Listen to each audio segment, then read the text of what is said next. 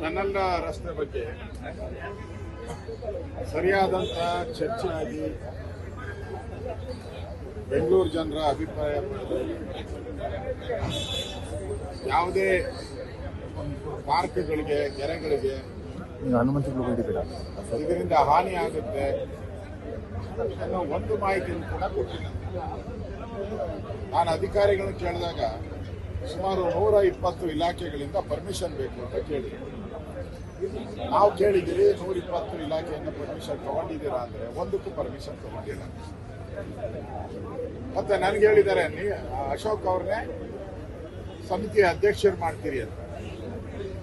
ನಾನು ನಿಮ್ಮನ್ನು ಕೇಳಕ್ಕೆ ಇಷ್ಟಪಡ್ತೀನಿ, ನಿಮಗೆ ಟನಲ್ ರೋಡ್ ಮಾಡಕ್ಕೆ ಶಕ್ತಿ ಇದೆಯಾ, ನಿಮ್ಗೆ ಆ ಟ್ಯಾಲೆಂಟ್ ಇದೆಯಾ, ಆ ನೈಪುಣ್ಯತೆ ಇದೆಯಾ ಅಂತ ತೋರಿಸ್ಬೇಕಾದ್ರೆ ನೀವು ಮೊದಲು ಬೆಂಗಳೂರಲ್ಲಿ ಬಿದ್ದಿರುವಂತ ರಸ್ತೆ ಗುಂಡಿಗಳನ್ನು ಮುಚ್ಚಿ ನಮ್ಗೆ ಟ್ಯಾಲೆಂಟ್ ಇದೆ ನೋಡಿ, ನಾವು ಭೂಮಿ ಮೇಲಿರೋ ಎಲ್ಲ ಬೆಂಗಳೂರಲ್ಲಿ ರಸ್ತೆಗಳನ್ನು ಮುಚ್ಚಿದ್ದೀರಿ, ನಮ್ಮ ಟ್ಯಾಲೆಂಟ್ ಇದೆ, ಟನಲ್ ರೋಡನ್ನು ನಾವು ಮಾಡ್ತೀವಿ.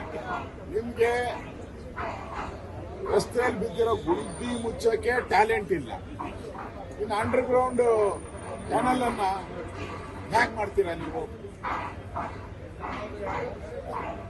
ಹಣ ಎಲ್ಲಿದೆ ನಿಮ್ಮ ಹತ್ರ? ನೂರೆಂಟು ಪ್ರಶ್ನೆಗಳು ಇದೆ. ಆದ್ರಿಂದ ನಾವೇನು ಅಭಿವೃದ್ಧಿಯ ವಿರೋಧಿಗಳಲ್ಲ. ಮಾಡಿ ಫಸ್ಟ್ ನೀವು ರಸ್ತೆ ಗುಂಡಿಗಳೆಲ್ಲ ಮುಚ್ಚಿ ಬೆಂಗಳೂರಲ್ಲಿ ಬಿದ್ದಿರೋ ಕಸನೆಲ್ಲ ತೆಗೀರಿ. ಆಮೇಲೆ ಜನ ಕೇಳಿ ನೋಡಿ, ಎಲ್ಲ ಮಾಡಿದಿರಿ, ಟನಲ್ ರೋಡ್ಗೆ ನಾವು ಬೆಂಗಳೂರು ಜೊತೆ ಚರ್ಚೆ ಮಾಡಕ್ಕೆ ಸಿದ್ಧ ಇದ್ದೀರಿ ಅನ್ನೋ ಮಾತನ್ನು ಹೇಳಿ. ಅದು ಬಿಟ್ಟು ನೀವು ಒಂದು ರೀತಿ ದೌರ್ಜನ್ಯ ಮಾಡೋ ರೀತಿ ನಾನು ಮಾಡೇ ಮಾಡ್ತೀನಿ ಅಂದ್ರೆ ಲಾಲ್ ಬಾಗ್ಗೆ ಯಾಕೆ ಮಾಡ್ತೀರಾ? ಟ್ಯಾಂಕೆ ಯಾಕೆ ಬೇಕು ನಿಮಗೆ? ಬೇರೆ ಜಾಗ ಹುಡುಕಿ. ಅದು ಬಿಟ್ಬಿಟ್ಟು ಲಾಲ್ ಬಾಗನ್ನ ಹಾಳು ಮಾಡಕ್ ಹೋಗೋದು, ಕೆಂಪೇಗೌಡರ ಸ್ಟ್ಯಾಚ್ಯೂ ಗೋಪುರ ಏನಿದೆ ಅದನ್ನ ಹಾಳು ಮಾಡುವಂತ ಪ್ರಯತ್ನ, ಪರಿಸರಕ್ಕೆ ಹಾನಿ ಮಾಡುವಂಥದ್ದು, ಇದನ್ನ ಯಾರು ಅಧಿಕಾರ ಕೊಟ್ಟಿದ್ದಾರೆ ನಿಮಗೆ? ಅದರಿಂದ ಇಲ್ಲಿ ನೀವು ಬೆಂಗಳೂರು ಜನತೆಗೆ ಉತ್ತರ ಮಾಡಬೇಕು, ಅಶೋಕನ್ಗಲ್ಲ. ನಾನು ಪ್ರತಿನಿಧಿ ಅಷ್ಟೇ, ಜನಗಳ ವಾಯ್ಸ್, ನಾನು ಜನಗಳ ಧ್ವನಿಯಾಗಿ ನಾನು ಹೇಳ್ತಾ ಇದ್ದೀನಿ ಸರ್ಕಾರಕ್ಕೆ. ನೀವು ಜನಗಳ ಧ್ವನಿಯನ್ನ ಅರ್ಥ ಮಾಡಿಕೊಂಡು ಜನಗಳು ಕೇಳೋ ಪ್ರಶ್ನೆಗೆ ಉತ್ತರ ಕೊಡಿ. ರಸ್ತೆ ಯಾಕೆ ಗುಂಡಿ ಮುಚ್ಚಿಲ್ಲ ಅಂತ ಕೇಳಿದ್ದಾರೆ, ಉತ್ತರ ಕೊಡಿ. ಅದು ಬಿಟ್ಟು ನಾವು ಮಾಡೇ ಮಾಡ್ತೀರಿ ಅಂತ ಹಠ ಹಿಡಿದ್ರೆ ಇದು ದೌರ್ಜನ್ಯ ಅನ್ನದೆ ಇನ್ನೇನು ಹೇಳಕ್ಕೆ ಸಾಧ್ಯ ಇಲ್ಲ.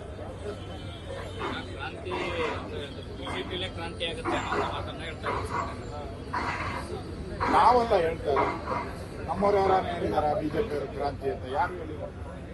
ಕ್ರಾಂತಿ ಹೇಳಿದ್ದು ಕಾಂಗ್ರೆಸ್ ಅವರು, ರಾಜಣ್ಣ ಅವರು ಮಂತ್ರಿ ಸ್ಥಾನ ಹೋಯಿತು. ರಾಮನಗರದ MLA ಹೇಳಿದ್ರು, ದಾವಣಗೆರೆ MLA ಹೇಳಿದ್ರು,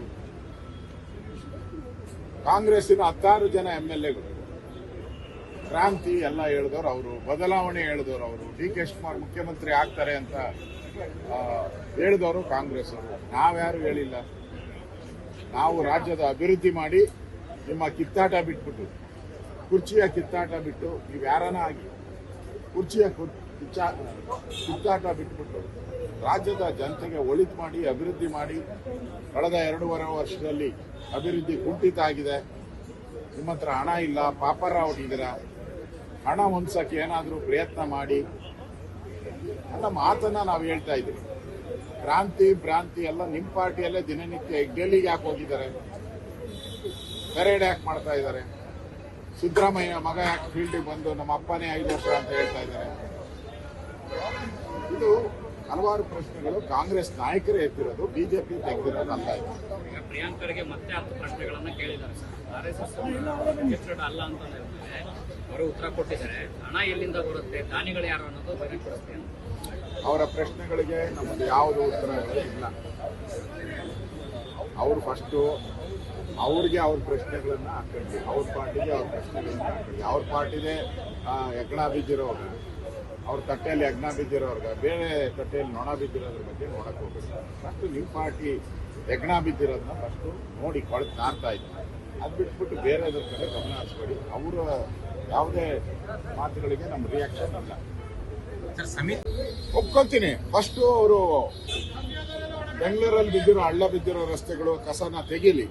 ನಮ್ಗೆ ಟ್ಯಾಲೆಂಟ್ ಇದೆ ನೋಡಿ, ಇದೆಲ್ಲ ಇಷ್ಟು ಟ್ಯಾಲೆಂಟ್ ಭೂಮಿ ಮೇಲಿರುವಂತ ಬೆಂಗಳೂರಲ್ಲಿ ನಾವು ಎಲ್ಲ ರಸ್ತೆಯನ್ನ ಸರಿ ಮಾಡಿದಿರಿ, ಗುಂಡಿ ಮುಚ್ಚಿದಿರಿ, ಕಸ ತೆಗೆದಿದ್ದೀರಿ.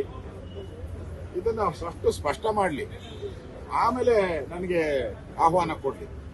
ಇದನ್ನೇ ಸರಿ ಮಾಡಕ್ಕೆ ನಿಮ್ಗೆ ಯೋಗ್ಯತೆ ಇಲ್ಲ, ಇದನ್ನೇ ಸರಿ ಮಾಡಕ್ಕೆ ನಿಮ್ಮ ಹತ್ರ ಹಣ ಇಲ್ಲ, ಅದಕ್ಕೊಂದು ಸಮಿತಿ ಮಾಡಿ ಅದಕ್ಕೆ ಯಾಕೆ ಹಣವನ್ನು ವೇಸ್ಟ್ ಮಾಡಬೇಡಿ.